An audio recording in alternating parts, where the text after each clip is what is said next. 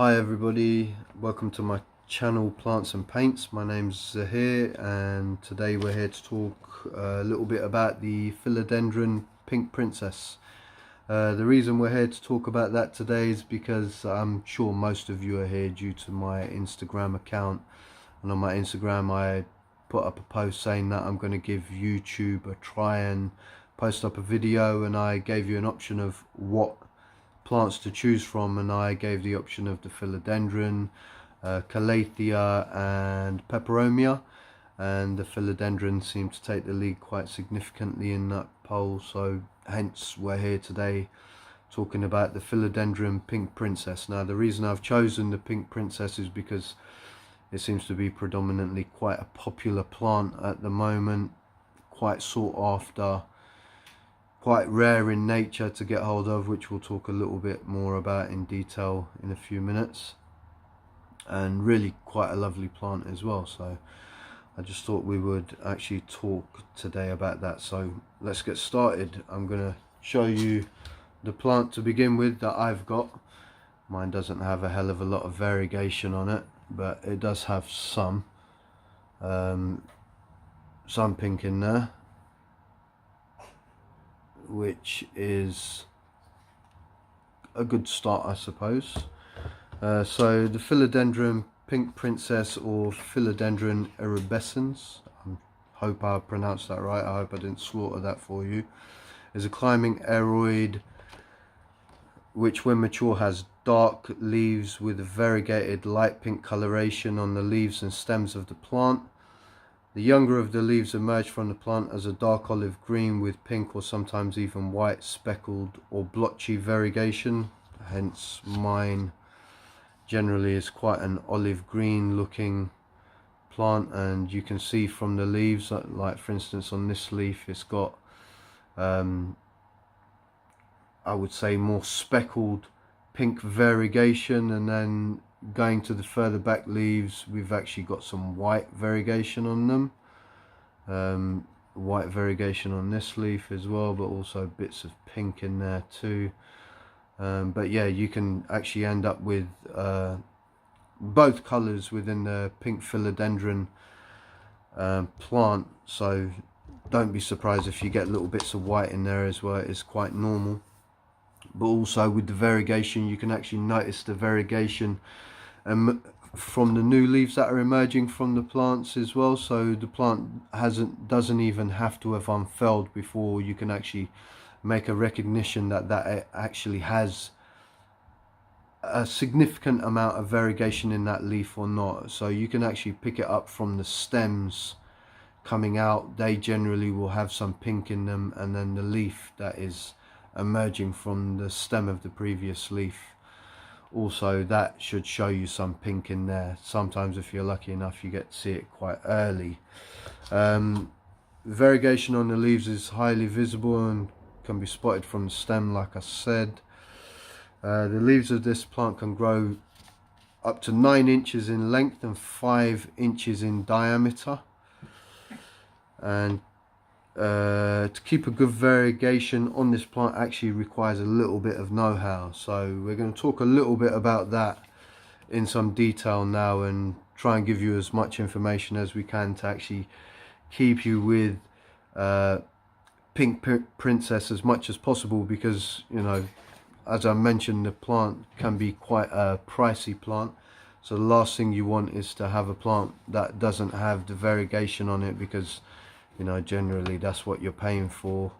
You can buy your average Philodendron attached to a moss pole that can be, you know, almost 3 foot. For the same price you're going to buy a cutting of a Philodendron Pink Princess. So it's always good to get what you're actually paying for. As far as the requirements for the plant to keep that variegation good is provide it with a good source of lighting. Although it doesn't like to be in direct sunlight, what you can actually do is put it in indirect light, which would consist of, let's say, a north facing window within a home, which happens to be what I have. So my Pink Princess seems to be taking off quite well at the moment. I think within the past month I've had about 3 or 4 new leaves on there, which I'm actually quite shocked about, because notoriously they're quite slow to grow. But I think 3 or 4 leaves in a month is quite significant, and maybe mine's on some sort of natural steroid or something, I'm not sure. But yeah, provide good lighting for maximum coloration and try to grow in bright indirect light when indoors, or if you live in the correct temperate regions, then you can actually put your plant outside. But if you decide to put your plant outside, then make sure that you put it in a shaded location, because the last thing you want to do is put this out in direct sunlight, not having it have any protection. Number one, it will probably kill your plant, but number two, you'll definitely lose all your variegation on it, and the aim is to try and keep the plant as variegated as possible. The philodendron likes a moist environment as far as its substrate is concerned. Well draining soil, so I use a mixture of good quality potting soil, sphagnum moss, perlite, and some orchid mix. Sorry, I'm just trying to remember all the things I put into the plants there, but that's basically what I use for my potting mix. And when I first purchased this plant, it arrived in sphagnum moss, so just to keep it comfortable in an environment it had become used to being in, I transferred that sphagnum moss into the potting medium and added a little extra just to give it a good consistency within the potting mix.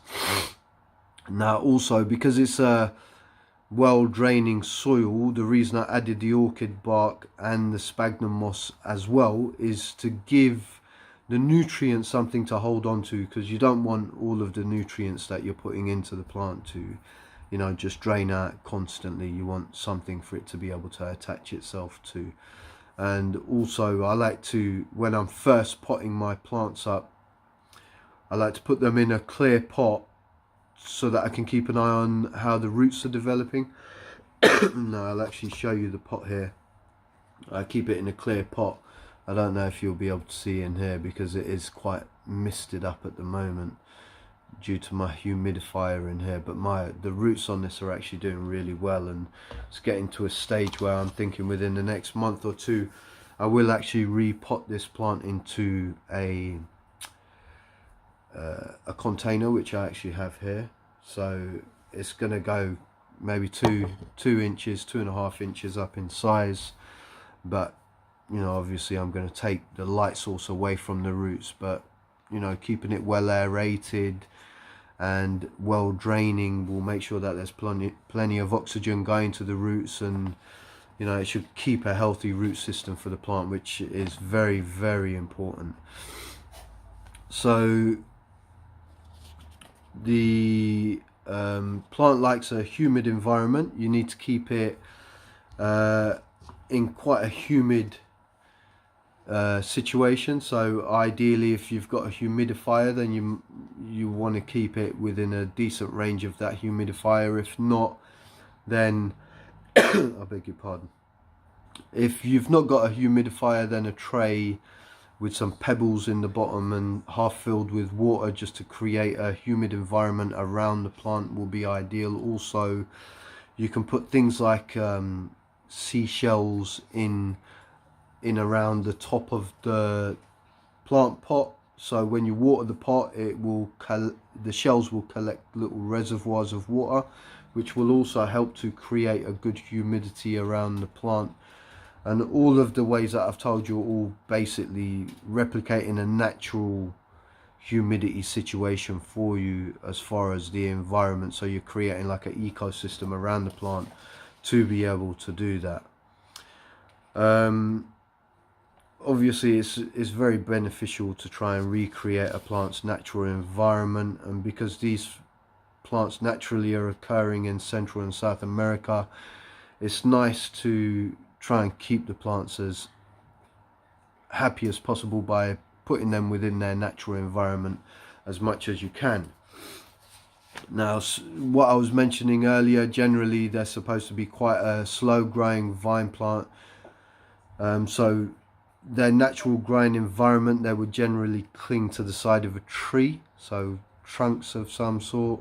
I'm not sure what, or if there's any particular tree that they actually grow up against in their natural environment, but you know, we're quite happy to have them growing up moss poles or bamboo sticks and so on and so forth. Now the plant can actually be trained to grow up a moss pole, like I said, or you can just as easily have it as a trailing plant. Now if you do decide to have it as a trailing plant, what you'll probably find is that the leaves will be smaller, even more significantly smaller, especially if you have it trailing down, because its natural growth habit is to try and reach up to get towards a canopy and so on and so forth.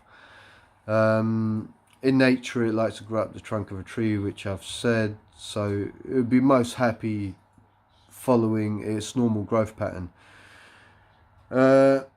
If your plant is mature enough and you notice that the variegation on the plant is actually starting to disappear and it's starting to revert back to its natural color, which would be quite a dark colouring on a leaf.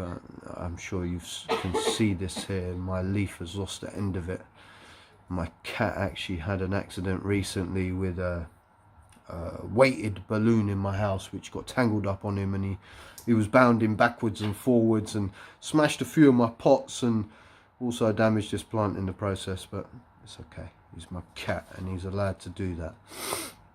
So if you want to keep producing your variegation on your plant, then what you actually want to do is find where your plant last produced some variegation. So let's say, for instance, this leaf here was the last leaf to produce any variegation on this plant, and then all the subsequent leaves that started growing had no variegation on it, and I wanted to continue that variegation. Then what I would actually do is I would cut underneath this node here, so just below this node and above where this last leaf had produced its variegation, I would choose to cut from there. So this is the leaf here. I'm just trying to do this backwards looking from the camera.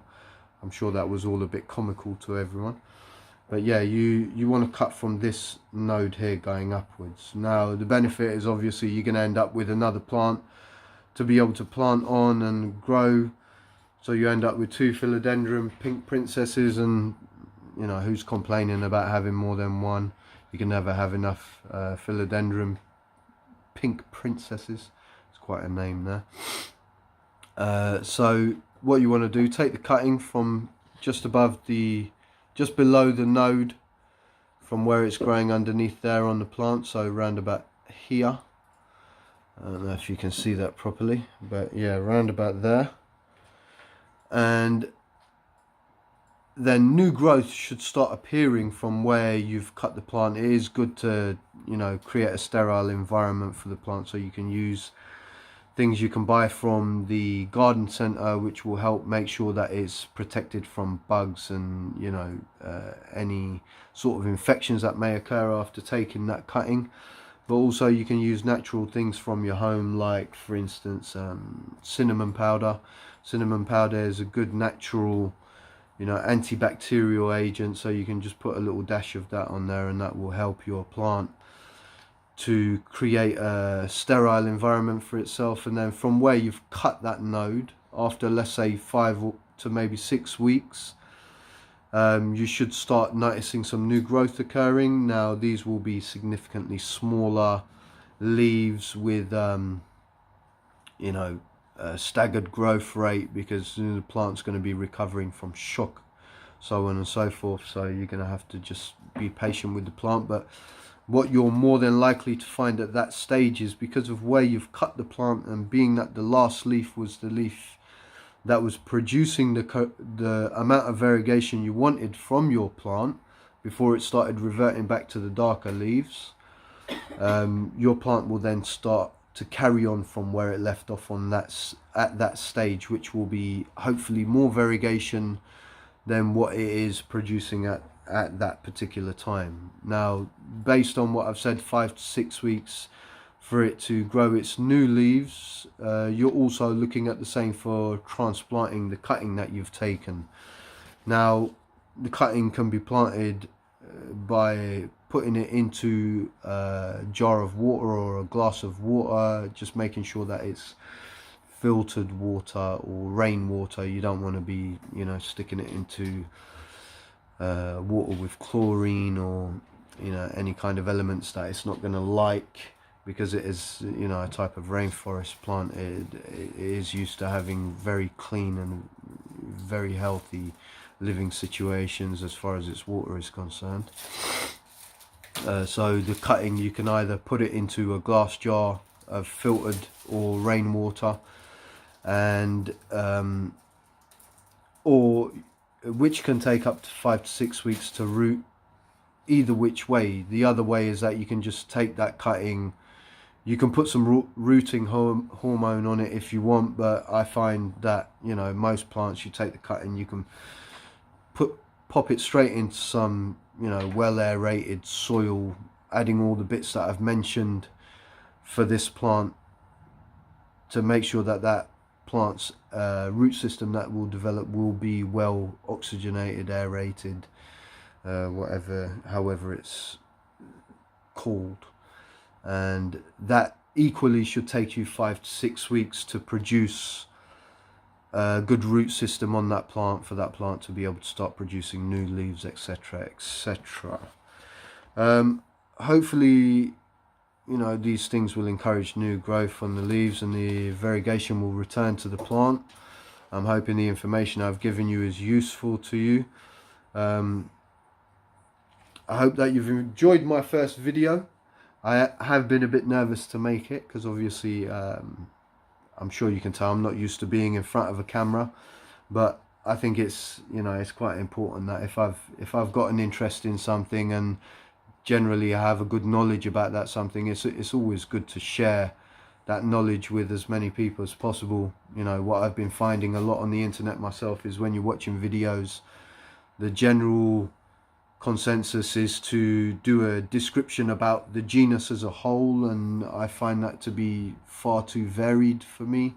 I like to be able to, you know, find out information about a specific plant at any time, because, you know, the Philodendron, as an example, as a genus of plant, has so many different varieties, and, you know, the care for each one of those varieties is, I dare say, going to be different from time to time. So you can't just base your general knowledge for that one particular bunch of information that you've gained to cover a whole range of different plants, because I think myself in my home I have probably, you know, 7, 8, maybe even 9 different philodendrons, and all of them have got slightly different care requirements. So I'm going to try and keep my channel to doing an introduction into each plant, and based on my Instagram, what my followers are saying to me and what they're requesting, I'm going to try and keep it as much to that as possible. I'm also going to try and do